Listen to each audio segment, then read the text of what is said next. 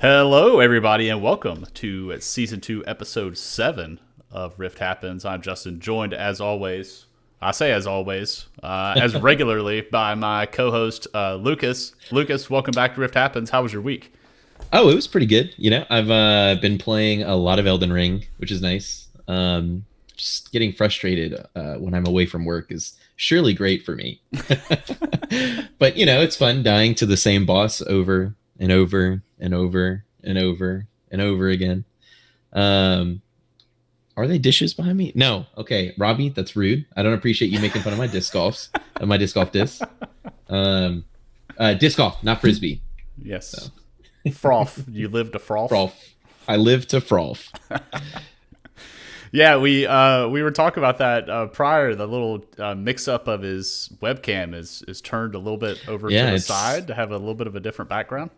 Yeah, it serves two purposes. It serves to hide the majority of the dirtiness in my room, and it also serves to show off my overwhelming addiction to disc golf. So I like it. I haven't been playing Elden Ring. I haven't touched it. I haven't bought it. I probably should. Oof. But last week I read a novel, which is the first time I've read a novel in a very, very long time. Very nice. So my wife and I are starting this thing. At least I think we're starting a thing where we each buy a novel, we each read it, and then we swap. So I read a book called The Plot, which is really cool. It was a good kind of entrance back into regular reading. It wasn't too bad, only about like 300 pages or so. But it was about the lengths an author would go to in order to have a struggling author would go to get the perfect plot for a novel. Okay. Interesting. That's all I can say. Yeah. So Okay. the chat's calling me out. English teacher doesn't read. So I haven't been an English teacher for 2.5 years now. So yeah, I'm out of my game. Nice. Well, I just got a new book. I'm trying to remember what the actual series is called, but the series itself is The Awakening. Okay. And it's like a 1,300-page fantasy book that I was listening to because I had a bit of a drive this weekend. Oh, jeez. Always fun. If you've never tried to listen to an audiobook of a fantasy novel, don't. The names and the town and the plot, you have to spend like 600 pages getting into it. It just doesn't work super well in an audiobook format, but there we go. Well, I think it'd be awesome for audiobooks if you could download like voice packs or something and have, insert your own narrator. Like, I would have Morgan Freeman read every single book to me. I think that'd be great. Nice choice.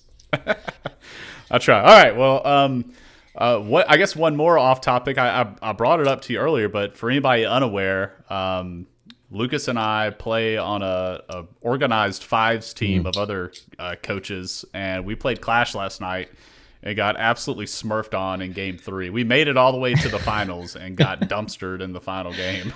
I think I realized that game was going poorly when I had 3 deaths, and I went, dang, this is terrible. I feel bad for them, and I was about to say something to y'all about it, and then I look at the scoreboard and I realize that it's 11-0 at 10 minutes. And it was just, it did not go very well. Danielle said the same thing. I sent her a message today. It's like, hey, just checking on, how's everything after Game 3 last night? And she said, I started to feel bad until I pulled up the scoreboard and saw that everybody was 0-0. Yeah. At one point, it was 14 kills to nothing. It was, man, that was bad. Mm-hmm. I'm going to pointedly ignore Robbie's comment in the chat. I was just about to bring it up.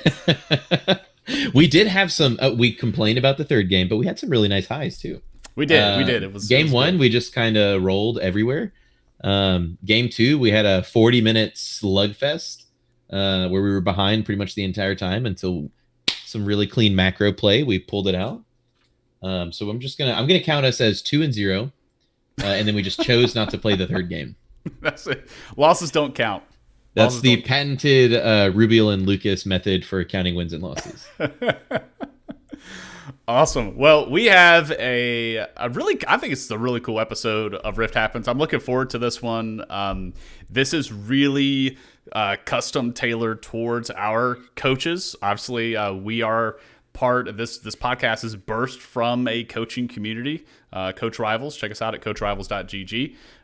But we're kind of custom tailoring this episode towards our coaches, and we're talking about program upgrades and different ways to upgrade your esports program, from things that cost money, things that are more like hardware upgrades like peripherals, even to things that have nothing to do with the computers themselves.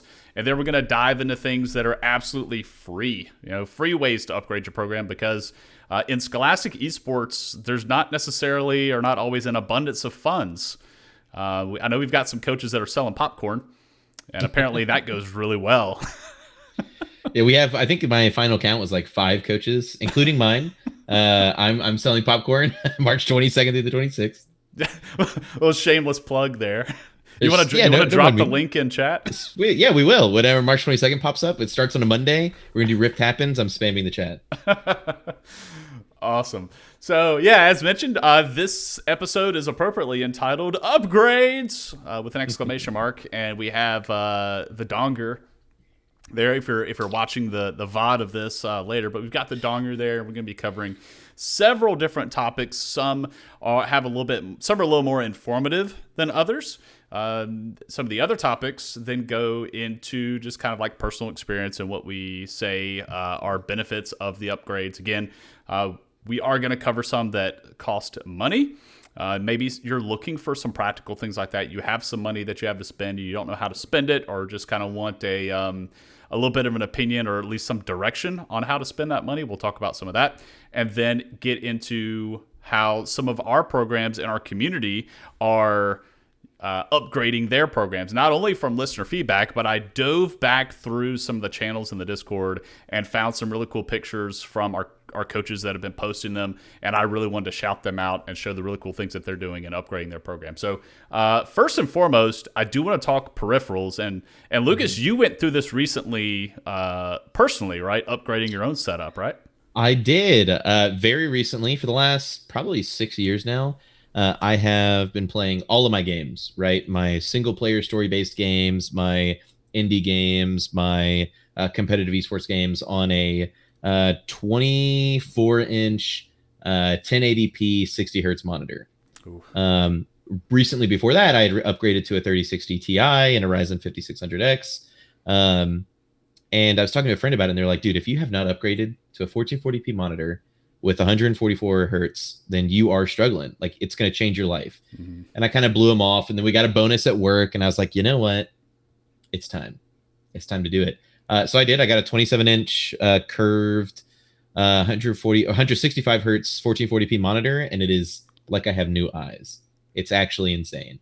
I actually was playing Valorant at the time to test it out, Valorant and Rocket League. So I was manually turning my monitor from 60 hertz to 144 hertz in the middle of games, and it was crazy. It's pretty mind blowing how big the difference is between how smooth it is, how much just in general better it looks. So it's been really nice. It's been a nice little personal upgrade. What do you think about the curved feature of the monitor? It's a lot easier on my eyes, which is nice. I was worried that it would be a little awkward.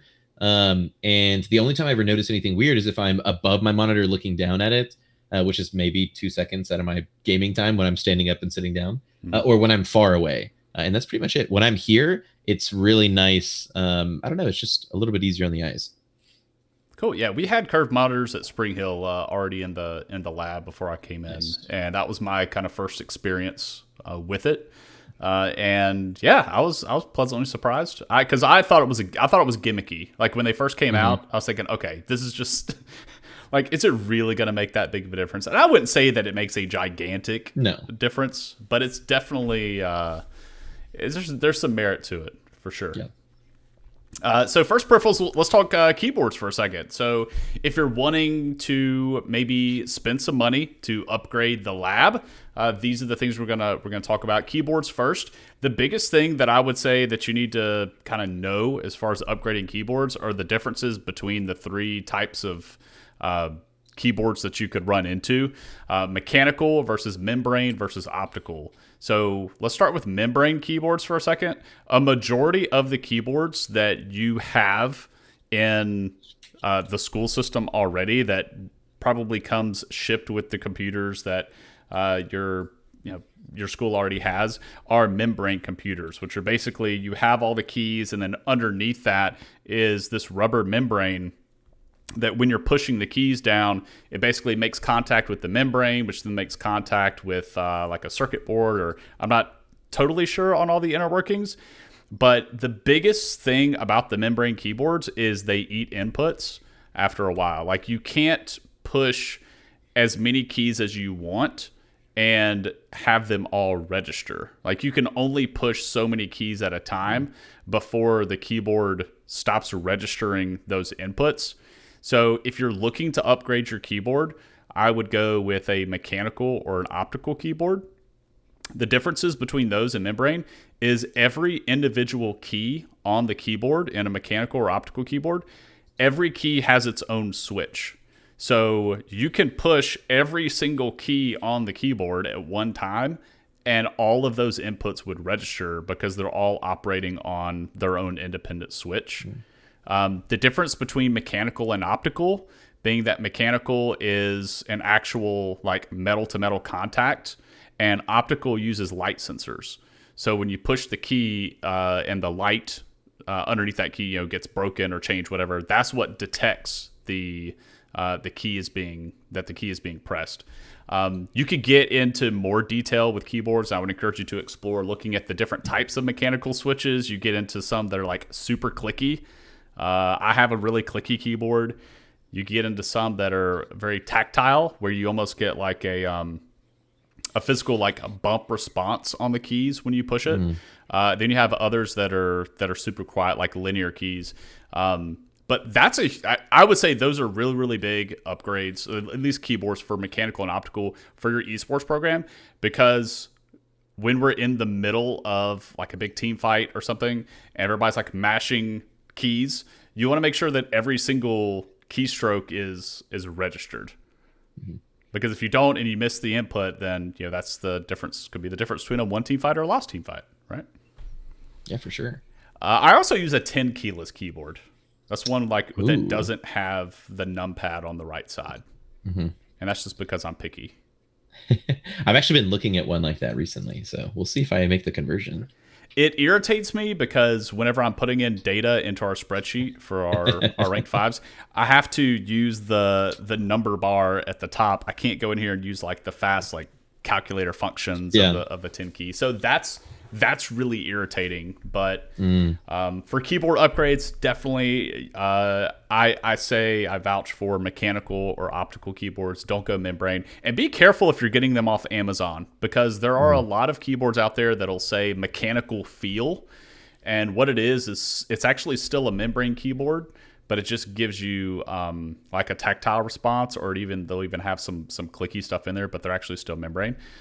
Red Dragon is I've used Red Dragon like personally, and those are the ones that I bought for my high school kids. Really pretty much inexpensive. I think they're like $35 a keyboard. But they were mechanical switches. Super loud though, like really clicky. And some kids like really like that. But you can imagine in a lab when everybody's mashing on their keyboard, it's just a sea of clicks echoing throughout the room. Yeah, I think we went with Red Dragon as well, which I was really lucky. They fleshed out our lab early, way before I showed up, and it's definitely loud. Yeah, it is. When I had a few kids trying out for League of Legends before we, kind of had to drop our team, it got really loud in there real quick. My principal walked by and was like, "What is going on in here?" We're gaming, bro. Hardcore gaming. So next one, mice. Is it mice or is it mouses? It's mice, right? Is it mice? We're two English teachers and we don't know. I don't know. I will It's gotta say be mice. I did my research earlier, and I could not get a definitive opinion on whether it's computer mice or computer mouses. So, my God, the very first thing I pull up is vocabulary.com saying that both works. Well, I'm gonna go with mice. I hate it.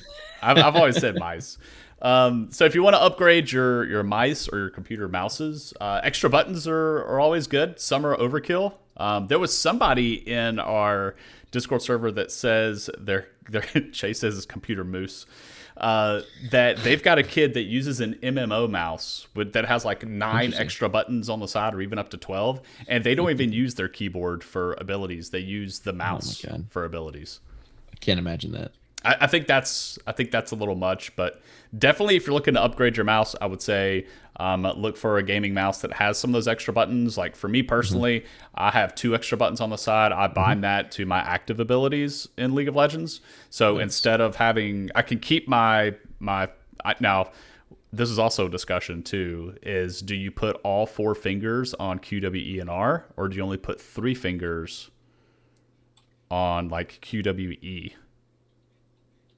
There's people that play like that. I am full 4 fingers. Are you Q, W, a full E, R. 4-fingered guy? I'm a full 4-fingered guy. I've got even right now. So I played League for so long now that my resting mouse hand is Q, W, E, R, and my thumb on space. Yes. So it allows me to keep those fingers on QWER, and I don't have to, if I want to cast use an active item, I move my items to 3 and 5, and then I have 3 and 5 bound to my mouse buttons, so I can quickly like work in that combo if I wanted to, just really quickly. I think I've got I still got wards like bound to 4, but mostly like item actives or potions or something, I can really hit them. But the other advantage to gaming mice is going to be a lot of them come with additional software where you can adjust the DPI of the mouse, which controls the sensitivity of it. So the higher the DPI, the faster the mouse is going to move across the screen. The slower or the lower the DPI, the slower it is. And this kind of goes into the whole mouse pad conversation because Robbie was posting there. He's like, who uses mouse pads? My big consideration there is size. And I think this really comes into any of you that are working with like FPS titles. Like if you've got a Valorant team or a CSGO or something like that, you may have players that operate on a extremely low DPI and they use a lot more mouse movement. So I would encourage when you're considering like upgrades, especially if you have like FPS titles, you may have some players that operate on low DPI for mouse, which helps them be more accurate. A higher DPI allows you to do like 360 no scopes, really quick turnarounds and things of that nature. But a lower DPI, and then you adjust the sensitivity in game as well. Players feel like they have a lot more control over their crosshairs. So it's not as big of a deal, I would say, in League of Legends. Definitely more FPS, but then that kind of goes into mouse pad size as well. Yeah. Headsets, my big consideration there is 3.5 millimeter versus USB. I had some of our headsets at Baker. The first ones we got were 3.5 millimeter. They're little headphone jacks. Basically, all the students call them aux ports. And it irritates me. Interesting. Because that's what they grew up with. They're like, you have an aux. They're all aux cables. But the 3.5 millimeter, what happened is we would plug them into the back of the school computers, and the audio came out like sped up. It was really weird. We could never get a clear like audio connection to the 3.5. It was really bizarre. I don't know what it is. I don't know if it's like it's weird. The image that the school system pushed out to all the computers or what. But USB always worked well for me. Yes. And I'd agree with that. With a lot of the headsets that are USB, some of them will have a sound card built into that, like that USB connection. So you plug in the USB connection, it gives you a mini sound, like a little box that's actually like a built-in sound card. And then you can get stuff like 7.1 surround sound and things of that nature, which not super important for League of Legends, but can be really good for shooters like Valorant, where you can have directional sound coming through your headsets. Like you can tell that someone's behind you as opposed to just to the left of you. They're left behind or left front. So kind of upgrades there. And then monitors we talked about.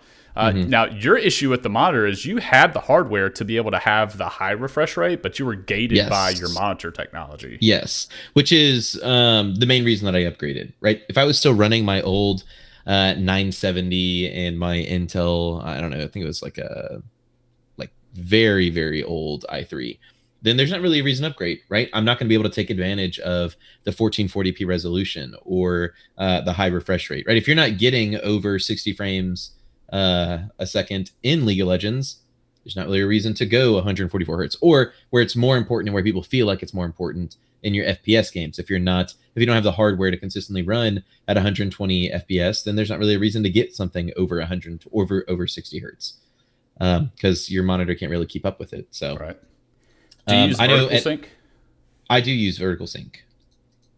Me too. Which I don't like really know what it does, so I need to really look it up. So you have your horizontal frames and your vertical frames, but basically vertical sync is when you don't have vertical sync on, you're going to see your FPS like skyrocket above what your monitor is like really capable of. Like your monitor may be like rated for 144 hertz, but when you don't have vertical sync on and everything is still, you may see it shoot up to like 230, 250. Okay. But as soon as you start moving the screen, then you're going to see it drop down to 144. So the vertical sync is just going to keep it locked, so you don't have those fluctuations in frame rate. Okay. And to me, I always keep it on because it keeps everything consistent. I have a consistent 144 FPS. Okay. It's not important to me that if I'm still or I'm moving my screen in a particular way that, I can get up to 250. Now, I will say this. I don't think there's much value in going over 144 FPS. But I could be wrong. Yeah, I don't know enough, but I feel like that's like a prevailing sentiment that I've seen somewhere, that once you get above 144, it's just kind of, I don't know, just kind of extra. I call it bougie. Yeah, bougie. So I had a Fortnite player at the college, and he swore that he played better at 240 something FPS. And so what he was doing is he was hauling his Alienware monitor to the lab every time that we competed. And it bring in and hook it up, and I'd have to get because every time you plug in a new HDMI device, the computer's trying to route audio to it, and it was just a real pain in the butt. And I finally told him, like, dude, just play from home. Just play from your dorm. I don't want to deal with this. I was like, are you sure? Are you sure? So he's like, I promise. And he played on our 144 hertz curved monitors one time, and all I heard the entire night was, I can't do this. I can't. I'm losing. I'm losing because I can't see what's happening. So I don't know. Which is, so I did look this up just to be sure, but I'm 99% sure, and now I'm 100% sure that we have one 240 hertz monitor in our lab. So we only have 5 PC setups. That's not true. We have 6, because one of them is what I call the coach setup. So it's a Frankenstein together computer built from just like old hardware that they had. I say old, it's actually, it works better and runs better than our actual gaming PCs, but it's just, old for our tech department. They kind of gave me the Frankenstein parts. So it's put together in like a 2010 era Dell case that's just massive, which looks very out of place compared to the small, sleek, white RGB cases that we have. And so it has the 240 hertz monitor connected to it. And I did kind of think for a second, like, okay, is that the one that it is? And I've played Apex on it, and I've played Valorant on it. And I got to say, there's not a huge difference between 144 and 240. Just like anecdotally from traveling between home and the lab. I think the huge difference you're going to notice is the 60 to 120 or 144. And sure, there's going to be a bit of an improvement from 144 to 240. It's going to be smoother. It's going to be, a boost in motion clarity. But the most important difference is going from the 60 to the 144. If you can do that, it's going to be great. It's not super necessary to get 144 to 240. It's always nice. If you have the money, go for it. Yeah, but, and that's kind of what all of these That's kind of what like these suggestions are. Like this is Yeah. really like your program has money. Your program has sold a metric buttload of popcorn, and you don't know what to spend all of your popcorn money on. These are some ways to kind of upgrade your lab, and just again just things to consider, and what makes these things different from what you're already using in your lab. Because if you're Hmm. operating off of like career tech computers or something, which our program was at Baker for a long time. It was just like, hey, it's a keyboard. Like, shut up, kid. It's a keyboard. You can hit Q, W, E, and R on it. Just stop complaining. And then the That's more all you, you need. the more you dig into it, you're just like, okay, we actually can. Like, there is a difference between the little keyboard that this computer came with to one that I would get off of Amazon. So again, just consider if we're going to get into more money, let's get into more things that you could spend money on. Let's get into aesthetics Oh, for a little love bit. this. And yeah, so for this, I do want to shout out two of our programs that are part of our Discord. First, Lchs Esports out of Georgia.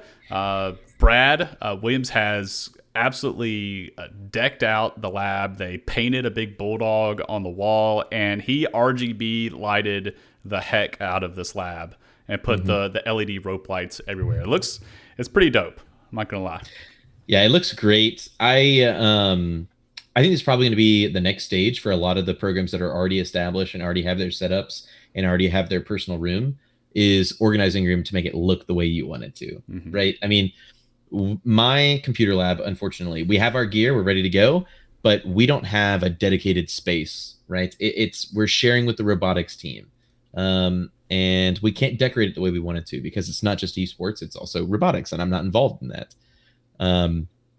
And I do think that having a nice space like this, almost akin to a locker room or even a stadium, is what I would think of it as, right? Something where you can go to that is clean, it's professional, it looks good, and it makes the students feel like, yeah, this is a real thing that we're a part of. This is a real, established, cool thing that we're doing. So I've always been jealous of the Harlem Esports and Texas High School Esports rooms, because it's very, I don't know, I love it. I love that it's a dedicated esports space, and you see that the second you come in. Yeah, for sure. It's definitely a morale boost because, like you said, like the locker room. That's the basketball team or football team or whoever they're going there. Like that is our space. We can customize it. It has our banners hanging up. It's got our trophies in it. Our pictures on the wall, et cetera, et cetera. It's their, I hate to say safe space, but it's like it is truly like theirs. So when they go in there, they have ownership over it, and it instills that pride. For Texas High School over here, Rick the Cleaner, I think it was a friend of his maybe that I think that he commissioned to do these custom banners and posters in there. And I remember him posting in our Discord server asking for like, what are some quotes that we could put all over our room that's talking about things like, and you can see in the picture if you're watching the VOD, integrity or trust, teamwork. And he covered the lab and put these things all over the walls, so as the kids are playing, or they're in the room, anywhere they look around the room, they're faced with these statements of kind of like these team mottos. And it's not like maybe a kid's gonna look at that and his whole life is gonna be changed, but those are statements for reflection. And you have those kind of like the values of your team kind of posted around the room, and you can always like refer back to those too. Like maybe you have a team that has a spat or something, and it's like, hey, don't, like, these are our core values, and it's right there in front of them, and they see it every single time they come into the room. I think that's really cool too. But just these little things of decorating the room and really, I hate to say pimping it out, but that's what I think about. Those are just really, really cool ideas. Obviously they cost money, but these LED rope lights aren't crazy expensive, and obviously they don't boost performance, but the students think they're really cool, and I think that can go a really long way. Agreed. Yeah, I especially with cleaners area over here. I'm a big fan of, and I talk about this all the time, of establishing culture. And this is one of the easiest ways to do it, right? Make your space reflect what you want your program to look like and what you want their values to be. And so if you have your quotes up there about integrity, trust, or, don't aspire to be the best on the team, aspire to be the best for the team. Sure, it could be corny to some, but if that's what you want, then reinforce it in all the different ways, right? When your students walk in and you see it, like you said, their life's not going to be changed, but it's a good reinforcement. Yeah, for sure. And reinforcing like culture, I guess, and building pride is going to be the theme that we'll be on, I guess, for our next topic to our next upgrade. It also costs money. We're not going to always stay on money, but jerseys, a huge upgrade for a program too. And I think this is one of those things that you can do for your program if you haven't already, that helps your players feel like they're just like those other big traditional sport programs that are on campus.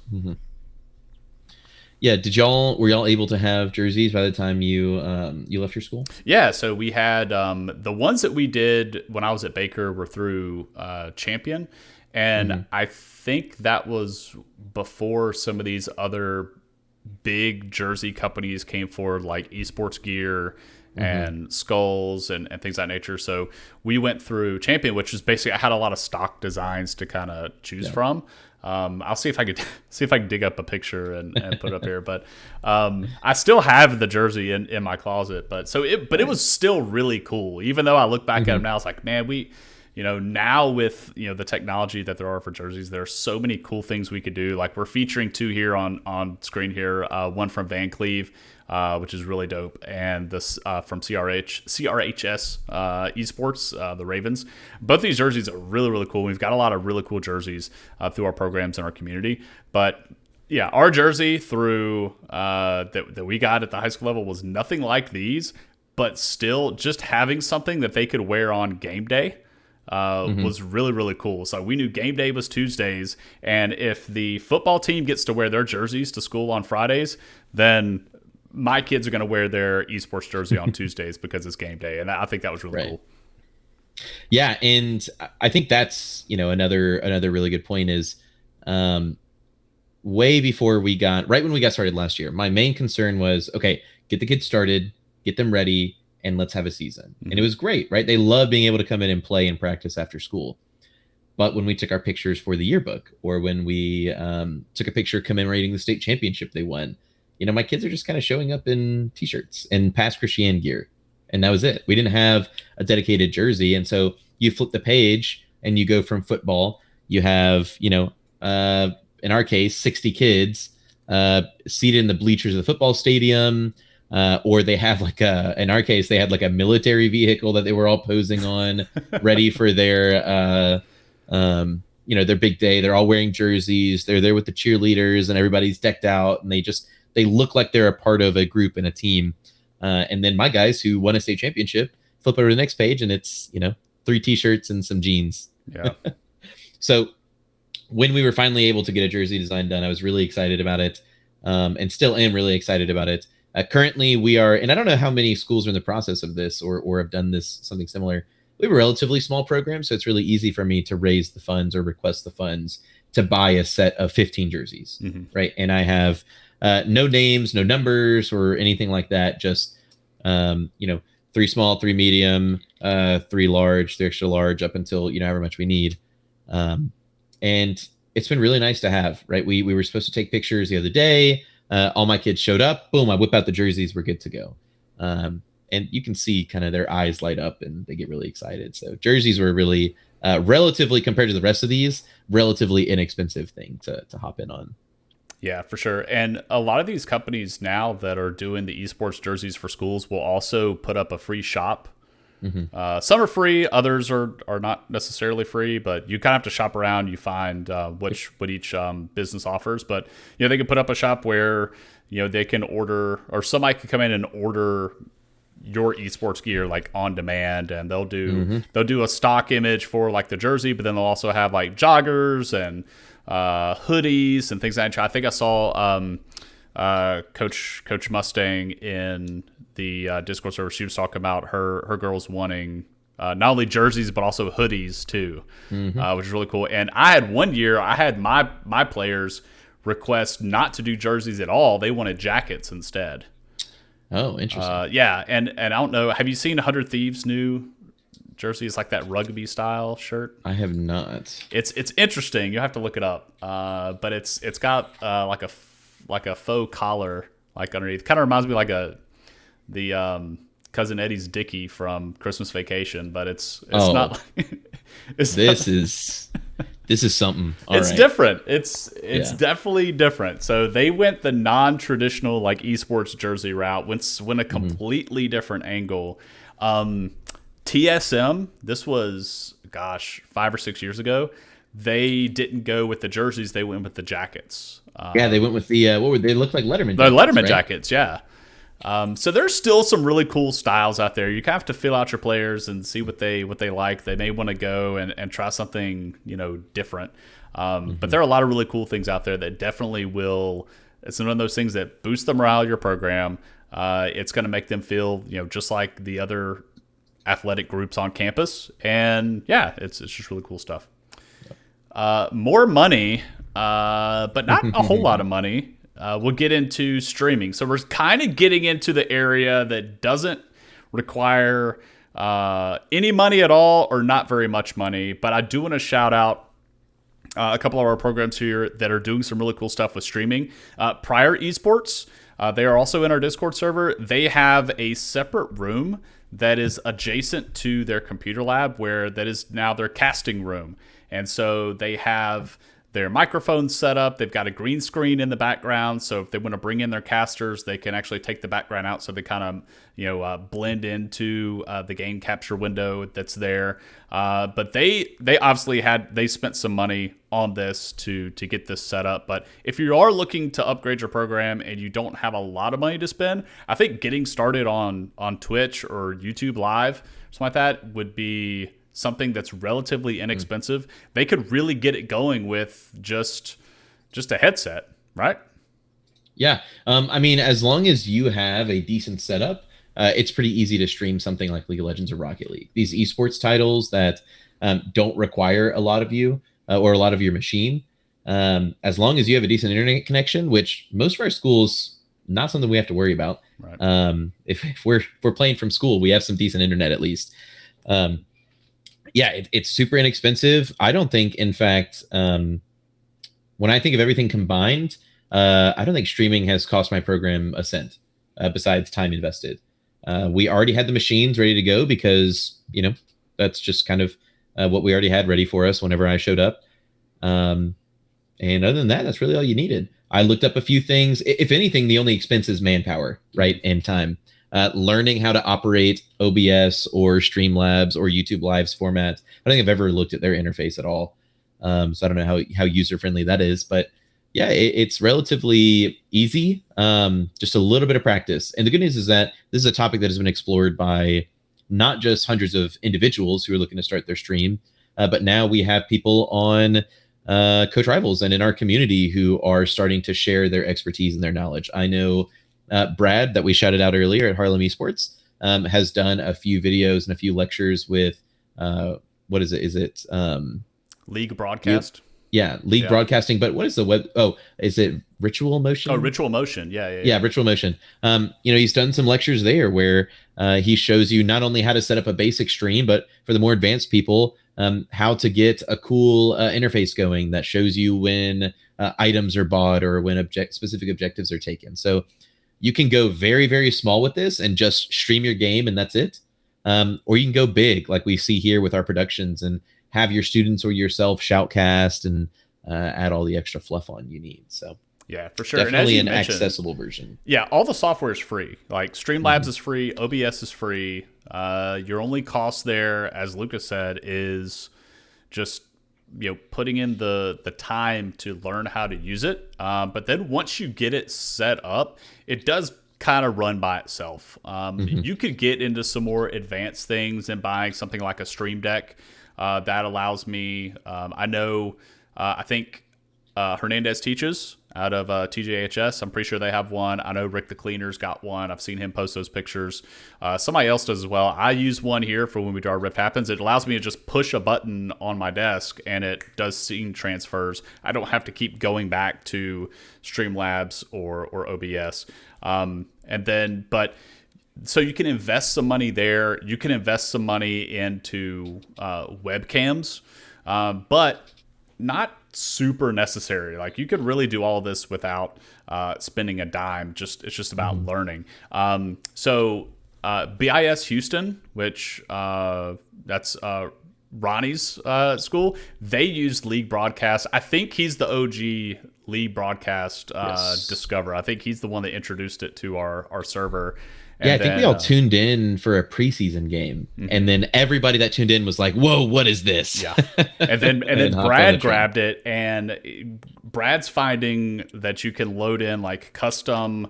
When somebody takes a dragon, the neutral objective kills pop up at the bottom, and it literally is. My understanding is you program it, you throw in a browser source on top of it, and it reads, I guess it reads the API or something and does everything on its own. It's pretty impressive. So that's awesome. They use that. And then shout out to CSD Esports. They're another one of our coaches in our coaching community. They have an overlay for their streams that keeps the coaches on webcam in the bottom left-hand corner commentating, and then they've got their game capture in a smaller window. And it's just really promoting their program and showing their logo nonstop. They've got the Hive on there, Clinton Yellow Jackets. It's just a really cool like Hive kind of honeycomb background there. Just really cool things that you could do, and all that can be made in software like Adobe Photoshop, which does cost money, or you go the free route and use GIMP, which is an open source graphics creation software that we have people in our community that will teach you how to use. We even have people in our community who are who donate their time to make some of these assets too. So if you have something that you want, if you just want somebody to make it for you and you don't want to spend any money, you get what you pay for, I guess, but you'll have something. Yeah, I'm not saying one of those person's names is Justin. But, yeah, I know Justin and Coop have definitely volunteered before. Coop's done some stuff for me. So definitely reach out to your talented friends. Yeah, it's a labor of love for me. For me, it gives me more experience in Adobe, and so being able to have a project to work on. Without me just saying, let me find some random thing to make, it helps me to know that it's going somewhere, and then have somebody to kind of tell me what they want is really cool. But streaming, definitely something to get into to upgrade your program. But let's get into absolutely zero cost upgrades. I would say one of the best ways to do that is through promotion of your players, but also like social media promotion. Getting your program out there on social media. Twitter is big in the esports space, but we have this example here from TJHS Esports. Coach Hernandez makes promotional posters for his program. I know KCD Esports does as well, and we're going to feature them in a little bit later. But this is really cool too, because as you walk through the halls of the school, you'll see if you'll have the banners for seniors for like softball. We have them for baseball. The seniors poses are hanging up on the outfield fence or something. And this is our way to kind of have it for esports as well, right? And this is absolutely free through, like, you can put these together through in Canva. Canva has free education accounts, and they have a lot of templates that you can use. Adobe Express is free as well. A lot of things to do. Really, all you need is a camera, and you have a smartphone for that. You can take a picture, and there are features built into those platforms to do background removal. And you can put your players into the image and really promote them, put it out on social media. But also, if you've got like a print shop that'll do posters in your district, you can print them out in poster form as well. Yeah, and this is going to benefit pretty much all levels of programs that you have, right? So if you are a budding esports program and you're not really, maybe you're not looking for a ton of success, or that's not really your goal, and your goal is to just broaden, right? This gets eyes not just with new students who may want to participate, but this gets eyes from people who may be touring the school, or if you're sending this to your overall district or school social media accounts, these are all new, potentially hundreds, thousands, tens of thousands of eyes. I know when our Rocket League team made it to the fall state championships this year, I sent that over to our school district. They sent it out on all of their platforms, and we ended up with over 30,000 impressions at one point, right? That's 30,000 people who may not have cared, but at least they saw that their community had a team competing in a state championship in the fall, and that they could watch it at a certain spot if they wanted to. Yeah. So that was super useful for them. And then for our higher level programs, maybe you're like me and you have a team of really talented Rocket League players. Just like traditional sports, there needs to be film for these guys to get seen by other programs and other colleges. So if you're trying to help your students get scholarships, absolutely start marketing them, right? Even if it's just as easy as saying, hey, here's our stream link, here's our players, you can watch them play at this time and this time. Perfect. That's all we need. Mm-hmm. I think I've seen too, and I tried to do this at the college as well, but even putting something about your students, say like, here's our Rocket League senior that has a 3.7 GPA, wishes to major in blah, blah, blah, and he's champ 2 in Rocket League, or Diamond 3 in League of Legends.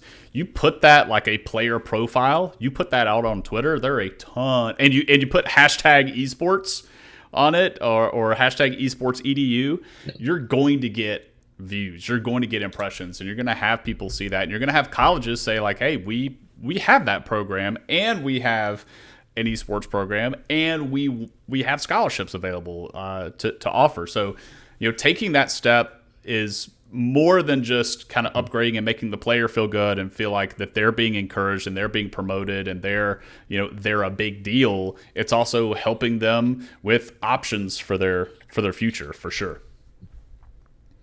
Lchs Esports is another one of our programs. They develop these placards that you can see there in the upper right-hand corner. This is something they promote and they can put on social media that's basically, we compete at this time. Here's our team logo. Here's the other team's logo. So it takes a little bit more advanced notice. You have to know who your opponent is ahead of time. But they put these out regularly, and they're also like, when the game ends, they can put the final scores of each there. And then Secret City Esports, or Lchs Esports, also a coach in our community. They are very active on Twitter. I see them post very, very regularly. But they put out, when they have a match coming up, they put out the score of that match. And you can see, this is not a knock against Secret City Esports, but you see how simple it is, right? It doesn't have to be elaborate. You don't have to feel like you're putting out something that is from a graphic design major or anything like that. It literally can be as simple as, here's our team logo and our score versus this other team and their score, and also tagging that other school in the post. Then you have some networking there, but you can see they're getting likes, they're getting comments. If you tag the league that you play in, if you play in Play Versus, put @Play Versus in there, they're usually pretty good about retweeting any of those. As we even well, I'm not going to go even kind of like we saw last week. But try to tag the league that you're competing in, and because they watch those things too, because they want to be promoted as well. And so it's kind of like you're working with them, and you both are obviously benefiting from that. They like to be tagged because it shows people that you participate in their league, and they're going to retweet what you post, which then benefits you, and it gives you more views, and then more people know that you have a program. So always do stuff like that is a really, really crucial step. You have anything more on promotion there, Lucas? No, I don't think so. I just like with streaming, this can be such a simple way to do it, right? Like you said with Secret City Esports, take some time, mess around with a bit of Canva. Shouldn't take long, maybe 10, 15 minutes, especially once you get a template going.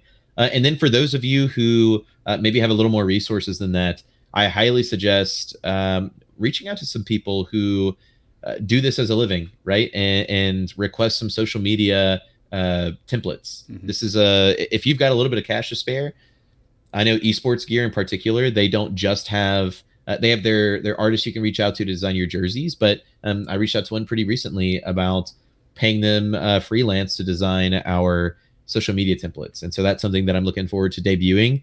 And that's something that you get once, and then all you have to do is fill that information in every single time you get a game, and you're good to go. So, especially when something is as, can be as simple as this, definitely take your time and see if it's worth it for you. Yeah, for sure. So I'm gonna drop 2 links here for you. Canva.com/education. Right now, Canva, I believe they're still running the program where it's 100% free for educators. I think if you use or have a verified education email address, I think you get Canva for free. And I can believe your students can have free accounts as well. So if you have a student that wants to, take on the reins, I guess this is something else too, along with streaming, along with promotion, like these are roles that you can have your students take on. If you have students that maybe aren't starters, we know that not every player may be good enough to be on our starting roster. But, like basketball has team managers, volleyball has team managers. You can have, you have bat boys for baseball, right? We can have those same kind of roles in esports as well. And you can have players come in and be shoutcasters or be producers for the stream, but also develop the promotional content every single week. And that does take a burden off of you. You do end up having to vet the material. Unfortunately, that's another aspect of it, but it does give them those responsibilities. So canva.com/education, check that out. I'm an Adobe certified educator, so I do have to shout out Adobe. Check out express.adobe.com. It is like Adobe's, I don't want to use the word equivalent, but it's Adobe's Canva-like platform. But they also have education, an education account side of that. I use all my stuff is done through Adobe Express, which formerly was Adobe Spark. They just recently changed the name, but a really, really cool platform as well. If Canva doesn't quite, if you're not familiar with Canva, check out maybe Adobe Express, but either way, give them both a shot. Finally, last thing, there could be a cost element associated with this, but a lot of these should be absolutely free for you.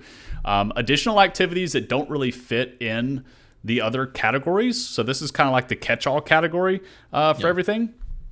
The first thing are incorporate non-gaming aspects to your practices, such as stretching. And so KCD Esports has this post where she went through basically a hand stretching video to prevent things like carpal tunnel and things of that nature, grabbed a bunch of screenshots and put together a document, and goes through with their players and their team to go through these hand stretches and spend that time doing that each day. I think Van Cleve also used to do, he may still do it, they were doing like jumping jacks and push-ups between like matches and between sets. I think that's really cool too. I'm 90% sure that part of that was punishments for dropping a switch. I don't know, Master Blaster, you can confirm in the chat if that's true. That's true. Yeah, he is in the chat. He can verify. But I'm almost positive I saw videos of Chase doing jumping jacks or push-ups or even sit-ups on Twitter. I think he recorded his team doing that and then posted it because that's something they do. But I think that's a really vital element that is often overlooked. I think that our esports programs, we have the tendency to say like our field is this virtual field, and in order for us to get our practice, we're going to hit the field. And the students, all they want to do is really, they want to hit the field because honestly, for some of them, a lot of the appeal with esports is they're playing video games, which can be fun unless you're playing League of Legends. So trying to incorporate something like this not only benefits your program in helping them say like, listen, we don't just have to be absolutely wrapped up in the digital landscape, but also promotes a healthy lifestyle, right? For sure. It's one of those things that it's just nice to one of those stretches, right? Great for making sure that your kids just have longevity. We see that constantly in esports nowadays. Just some player that, separate from his team, separate from his competitiveness, tweets out something pretty casually about, oh, I'm going through rehab for my wrist just from, could be anything, right? And there's the standard jokes like, oh, you carpal, you hurt yourself playing video games. But I mean, there's a lot of things going on outside of esports in somebody's lives that may contribute to any kind of discomfort you may have while you're doing this. And so I know, separate from active exercise, in between games, I don't let my kids go straight into a game whenever we're in a session with another team, or whether we're in a play versus match day or something like that. We always take a 5-minute walk, right? Even if that's just moving around the room or moving through the halls, just walking and talking to make sure that they're not just sitting there cooped up still for a while, because eventually, I don't know, it just gets a little uncomfortable. So making sure they're moving around, even if it's not active exercise, is something that I love having my students do too. Absolutely. And even with our like organized fives team, I remember Robbie, I think it was last week, he was like, hey, can we, instead of just hopping right into the next match, can we just take like 5 minutes to just talk, and talk about the match and just kind of decompress a little bit and little thing, and versus just hopping right into, the next thing. Chase is even saying in chat, they go outside and play basketball. Like, I think team building activities and things like that could be really, really good, and showing them that this is more than just, playing video games. And really it is. I mean, we're all in this because we care about young people, and it's not necessarily like, I'm going to go be an esports coach because I'm going to win a state championship. There may be a few out there, but I would say 99% of us got into it because we want to give an opportunity for kids to be a part of something that resonates with them, and at the same time we can make a difference through that pathway, through that connection. And so incorporating little things like this is definitely helpful. And I consider this an upgrade to your program. It's not just walking in every day and hopping on the computer, getting into game. Like you're really making your program more than what it started out to be. That being said, I do want to shout out like two organizations that have like really worked with our Coach Rivals coaches. I know that we have several coaches, I have many coaches rather, that are a part of these two, Group and We Think. So if you're looking for more things to do with your players to make your program more than just playing the games, I think Group is awesome. I heard about them a while back. I think they're still technically in the beta. If you go to their website, it's group.com. But it's basically esports like training. It's basically like warm-ups, practice, but it's tracking their stats. It gives them measurable goals to seek after, but it's outside of the game that they're playing. It's not just, let me get in there and count my CS. Let me go in there and count my ward score. It's getting in and just staying, improving, I guess, fundamental skills really is what Group would say, and you can build a team on there and they can challenge each other. And it's just that other aspect of being a part of a team and encouraging each other to get better. Yeah. And once again, it's just kind of all kinds of different team drills, right? I don't think there's anything in there that is a 1-for-1 replacement of any kind of skill that you're doing in any title that you're playing, League of Legends, any kind of FPS, Rocket League, something like that. But it just kind of gets them moving, or gets them, I say moving, gets them prepped and warmed. I set up my practice days and my match days very similar to the way I set up my volleyball match days and practice days. I come in, there's a regimen on the board for what I expect them to do in the 30 minutes leading up to game day. And so up there I have, make sure the equipment is ready to go, right? Hop onto Group and do 5 minutes of this activity, then 5 minutes of this activity. After that, talk to each other about goals and objectives for today's games, anything we feel like we need to work out, work on and make sure of. And Group plays a big part of that because it just lets them get in that gaming mindset without hopping right into a game. And I don't know, we all know how games are. With hopefully they don't get too tilted from messing up one of their skill games or anything like that. So I definitely have really appreciated Group in the last little while. Yeah, for sure. And they also, if you're looking for money, they also give out grants like on a pretty regular pretty regular basis. Definitely follow them on Twitter, and you get those notifications. They give out $2,500 grants. I think one time they gave out a $5,000 grant, if I'm not mistaken. So pretty really cool stuff. They are giving back, and you sign up for free. So they're not taking the money from the schools and like turn around and generating this massive profit for themselves. It's you sign up for free, you get your players involved, and then they also give back to the schools. So that's really cool. I also want to shout out WeThink as well. Their website, about Gwoop's website is gwoop.com, GWOOP.com.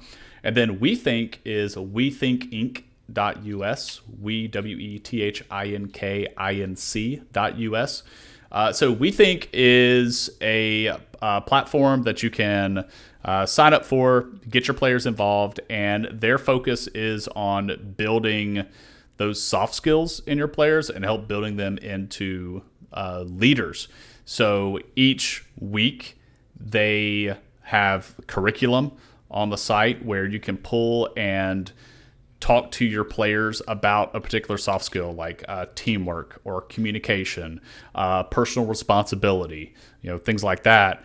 And then at the end of the week, or after going through a team-based activity like playing a match or going through scrims or having a whole week of practice, et cetera, at the end of that week, your players go back onto WeThink and they self-evaluate. How do I feel like I did on communication this week? If that was our target soft skill, how did I do? And then they also get to rate their teammates on that and say like, I thought that our team captain did a fantastic job with communication this week, and so they rate that. So it's a way for your players to kind of see other factors that they're making them more kind of well-rounded. Again, it's more than just winning a game of League of Legends. It's, we're in a scholastic setting here. We're wanting to grow these young people into successful, contributing adults to society.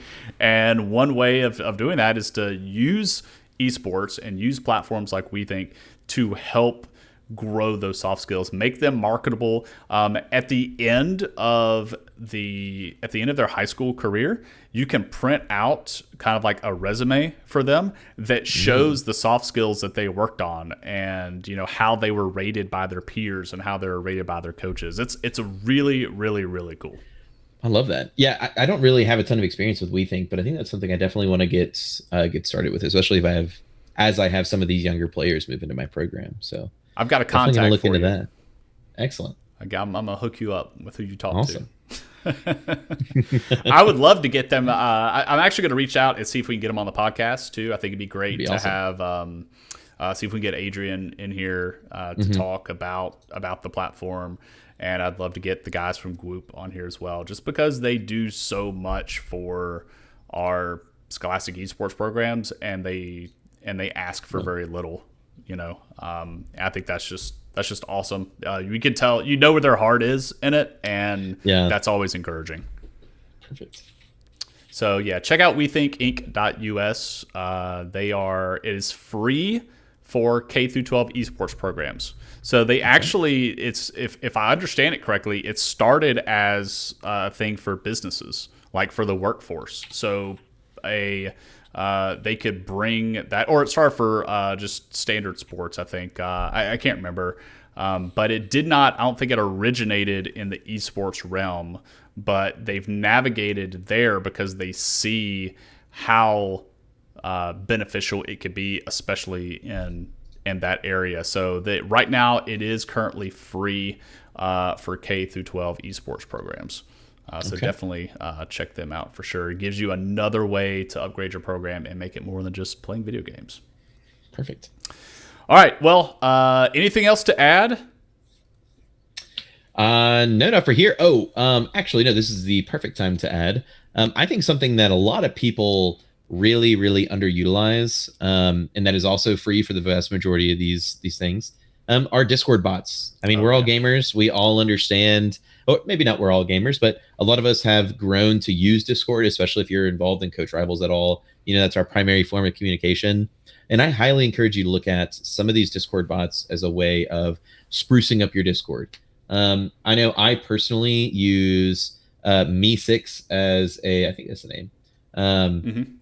Me6 as one of my moderator bots. They are responsible for making sure that my Discord stays clean and that everything works as intended. I also use a reaction roles bot where my kids who are playing Super Smash Brothers probably don't want to be looking at the Rocket League aftermatch decompression channel. Yeah. They don't need to see that or get spammed with that kind of stuff. So I have created roles in my Discord, and I use the reaction role bot to have my students, as they join, select those roles so they see exactly what they want to, and that's pretty much it.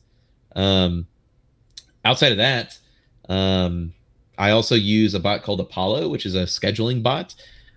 This one is probably my little secret that I try and get out to as many people as possible. But this has been really, really nice for getting my students to recognize and remember when they're supposed to be somewhere, how early they're supposed to be there, to remind them multiple days as we lead up to the event. It is a bot that you can schedule to make recurring events, and it can at specific roles or even specific people as you go through. So I have events every week for my practices and for my games.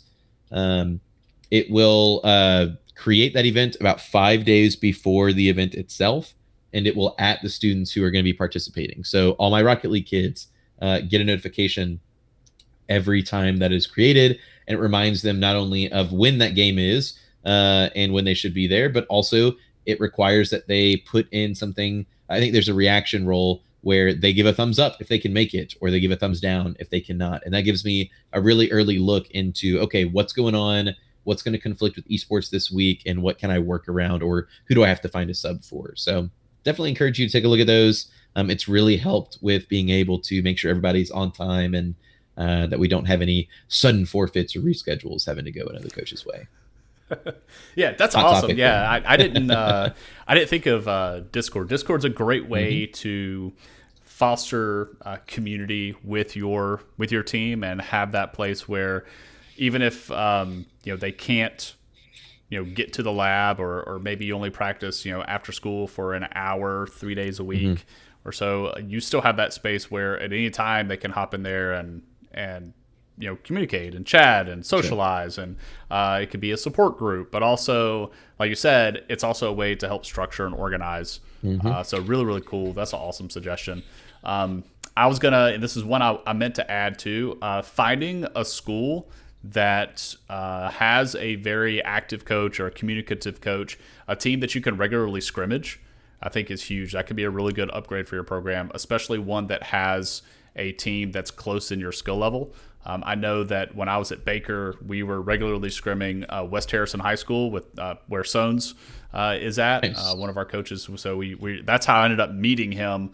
Was through our, we set up a scrim and started playing, and then he and I kind of connected on coach rivals there. West Blockton High was another one that we regularly scrimmed out of Alabama. So we had those teams that I knew every Wednesday or every Thursday we could hop on and we could scrim, and that I knew that my players and their players could grow together, and they could have those regular opponents where it makes that whole process of scouting and the strategy of pick ban, it makes it more in depth because the opponent so much more, and so to me it made it a lot more interesting, for sure. Feel that for sure. And we talked about that beforehand too. I had one as well last fall whenever we were getting started. We found Christian Brothers out of St. Louis, which is a private school.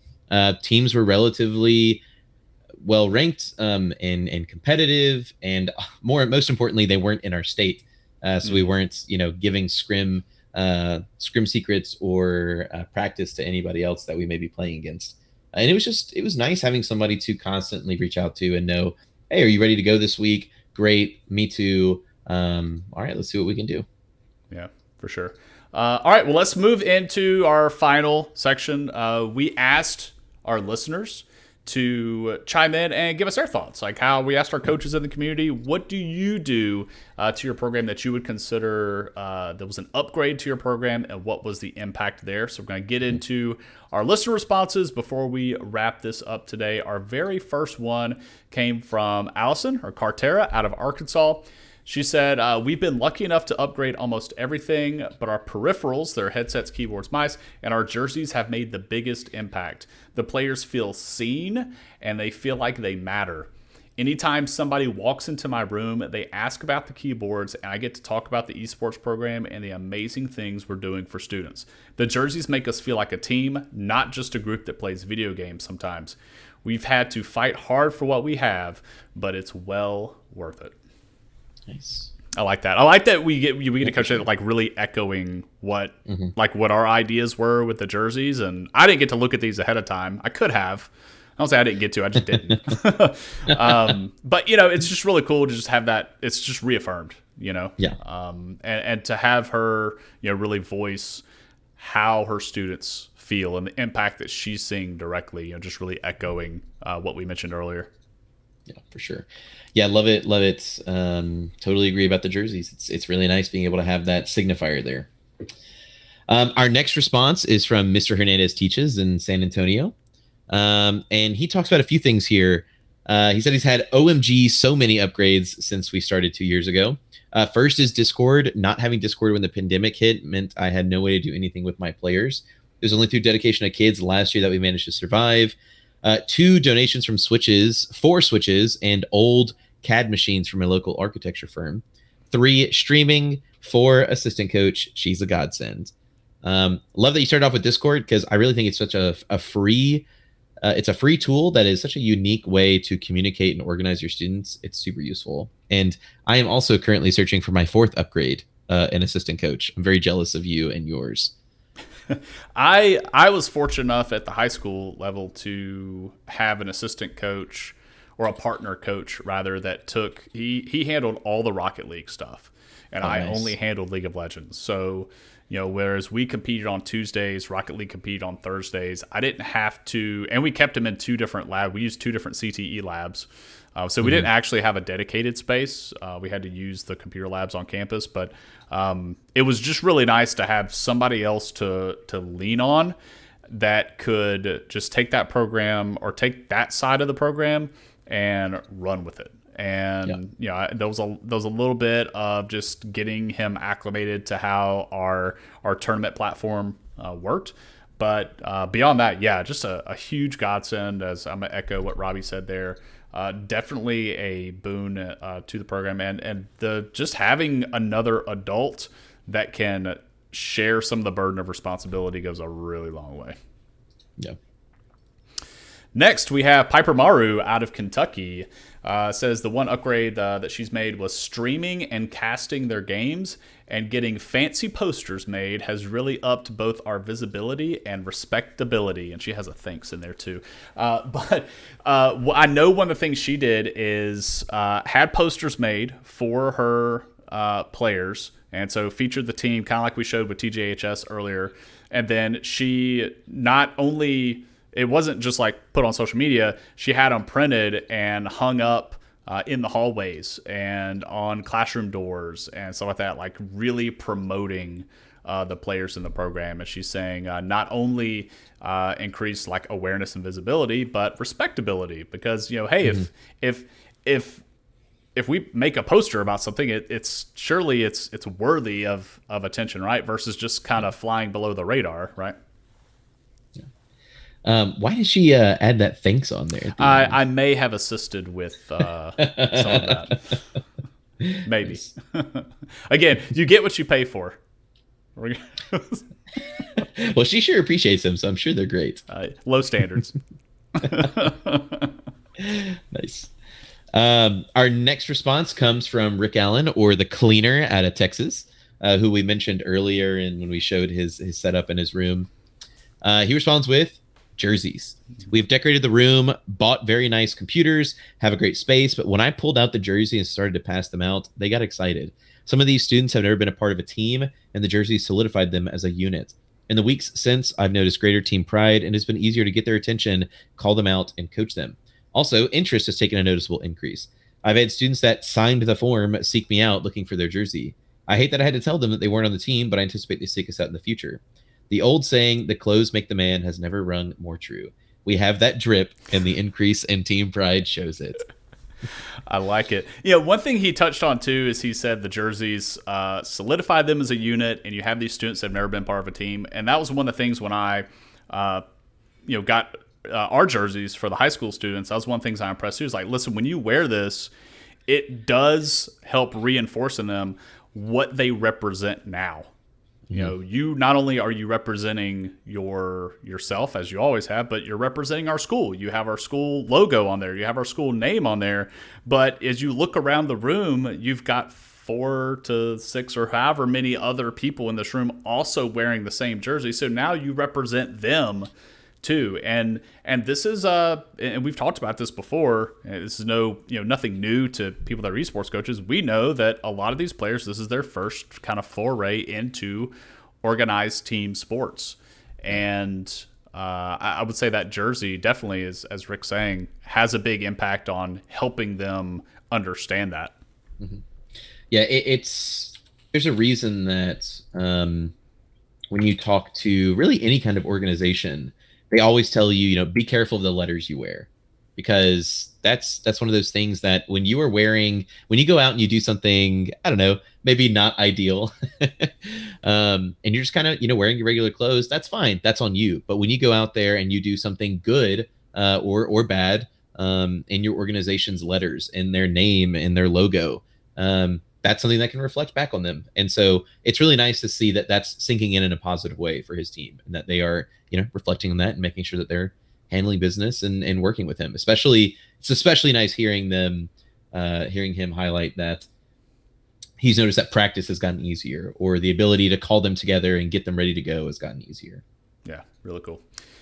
Canon Teach out of Colorado says, VOD Review Wednesday was the upgrade that he instituted. Practice the day after an official game consists of each player taking an objective look at the previous game. We take notes that involve what stood out, whether good or bad, about both teams. And the hint here is jotting down timestamps really helps when we discuss and go through the VOD together. This is also typically led by the team captain. That's interesting, which helps build his or her leadership skills and helps with buy-in. I really like that last part. Me too. Yeah, I love that. I am all for, this is something that you see reflected in traditional sports all the time that I don't know how many of us do in esports, right? I have captains. I have 4 captains for volleyball. That's not true. I have 3 captains for volleyball. I added an extra one on accident. That's kind of embarrassing. I have 3 captains. I have an elected senior, a chosen senior, and an elected junior. When you say elected, does that mean that the players chose it? Yes, okay. I have 2 captains on there that my players chose. Okay. And then I will add one as my seniors come up. And I give my captains a ton of responsibility. And that's something that I'm looking forward to doing more so with esports. I know I've kind of, especially with a smaller team, I only have about 13, 14 consistent players across Super Smash Brothers and Rocket League. And so it's a little bit easier for me just to be like, you know what? I'm going to take charge and I'm going to do it all. I'm going to work on the organization. I'm going to get all this stuff ready to go. I'm going to work on talking to my players in between games and during the game, etc. And I think that's definitely something that I've kind of let slip that would have been a really great opportunity for some of my seniors that are finishing up this year. Designating a captain that has specific roles during practice, even if it is, VOD review where they are collecting feedback and presenting it to the team. I think that's a great thing. Yeah, that's really cool. And that's, this kind of goes back to, it's also something free. Like, it is takes a little bit of technical know-how as far as how to pull the VOD and then show it on screen for the players. It's not terribly difficult, and obviously we have an awesome community that would be willing to help out. But awesome suggestion there. Thank you, Canon Teach. Perfect. Okay, one of our responses comes from G. Peterson out of Colorado. When you start with nothing, every single thing has been an upgrade. The potential for a small novel exists here. However, the most recent upgrade is the shiniest toy, and that has been the new overlay. This was a sneaky ninja upgrade because it wasn't even on my list. The ability to customize the fields with logos and colors is fantastic, even if it was intimidating at first. The thing about it, though, is the information that it gives to viewers as the game is played. Even if someone doesn't know why the number 6 just appeared over player icon, they're being taught that it must be important. As the stream goes on, I find myself pulling up the CS and other banners just because I'm curious, and now the audience sees that as well. All that plus things look more professional. My AD was laughing at me saying, 2 years ago you didn't know how to stream anything, and now you're excitedly talking about production value? Get out of here, dude. I love this community. And he is talking about the league broadcast overlay. So that is, I don't have the link off the top of my head, but if you search a league broadcast and GitHub, GITHUB, it'll pull it right up. FLOH22 is the author. But yeah, that league broadcast overlay, I know that he instituted that. He was another one of our coaches that saw after Ronnie's stream, and I was like, hey, what is that? And then Brad got hold of it, and Brad started doing stuff, and now Grim Peter is how I remember him from our matches. He got a hold of it too, and now he's running with it. So it's just awesome to have that validation as well. To know that our coaches are like really building off of each other, and then taking these ideas and just getting just so much value off of it. Final one, Adam Eschborn, SU12, I think, is the summoner name, out of Western New York. The one upgrade that he's made to his esports program says, making kids and parents sign a code of conduct got rid of a lot of issues I had during my first season. And it's so simple. I think this is the shortest response we have. Let me go back and confirm. I believe it's the shortest one we've had, but it does carry a ton of weight. And I think this was something that you touched on earlier too, right? Yes, yeah. This is something that I have directly taken over immediately when I realized that I was going to be running this esports program. It is something I took over from traditional sports. I lay out all of our expectations immediately, and I have my parents come to a parent meeting where they and their students sign the code of conduct, which is just a contract, right? It is me having something where I can say, listen, I have told you what I expect and what my expectations are and what our goals are. But more importantly, you have told me that that matters to you, and you are going to commit to those expectations as well, and carrying through with those.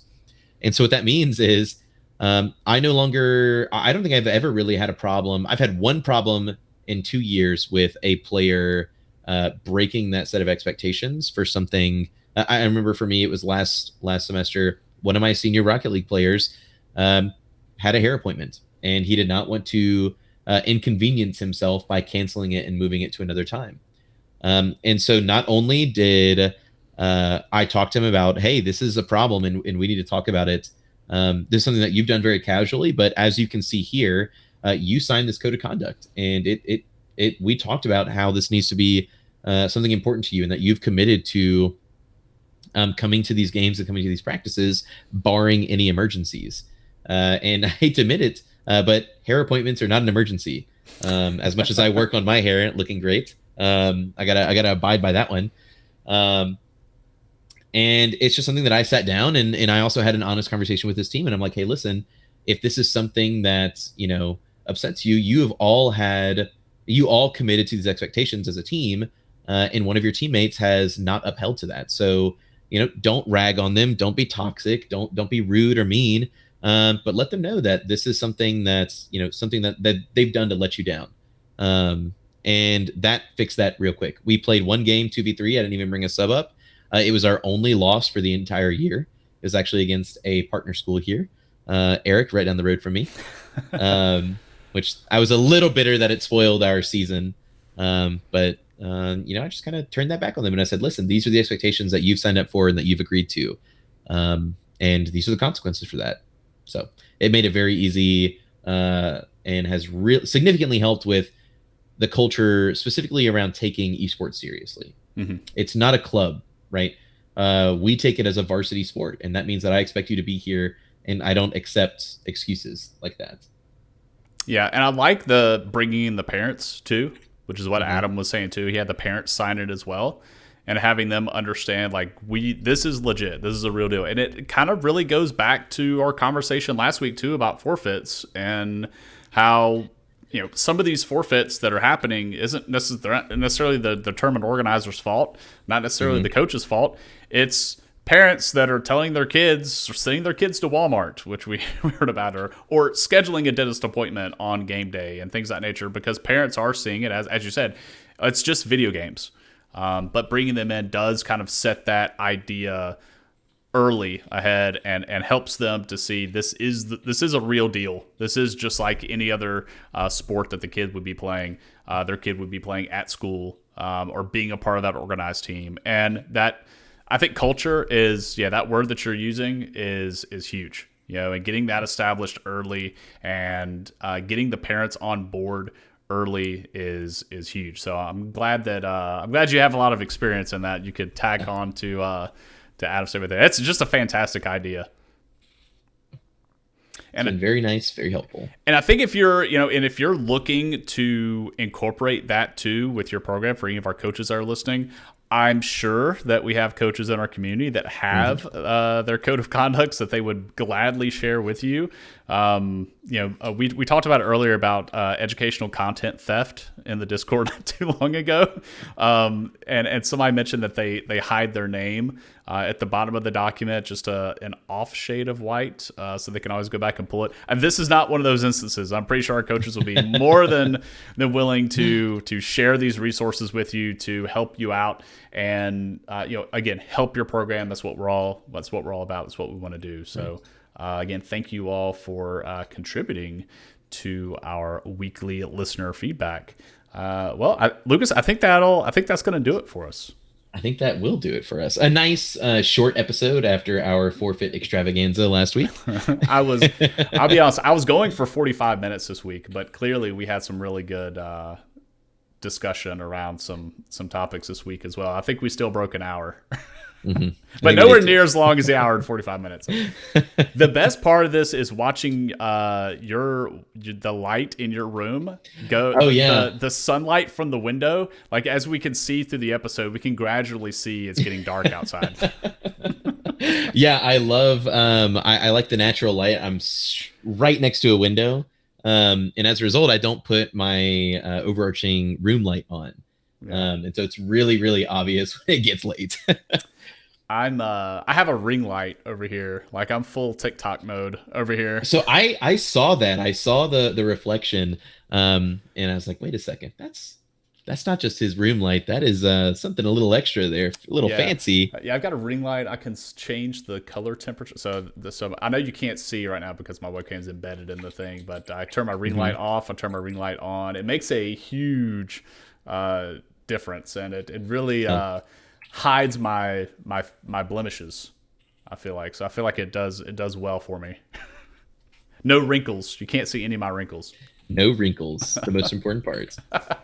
Awesome. Well, thank you all so much for tuning in. Again, thank Lucas for being my ever-present or almost ever-present co-host. Almost. And again, we're always looking for a third party to hop in and join us. So if that's you, please reach out. We would love to have you as a guest co-host on Rift Happens. Until then, I'm Justin, signing off for Lucas. We'll see you guys next time.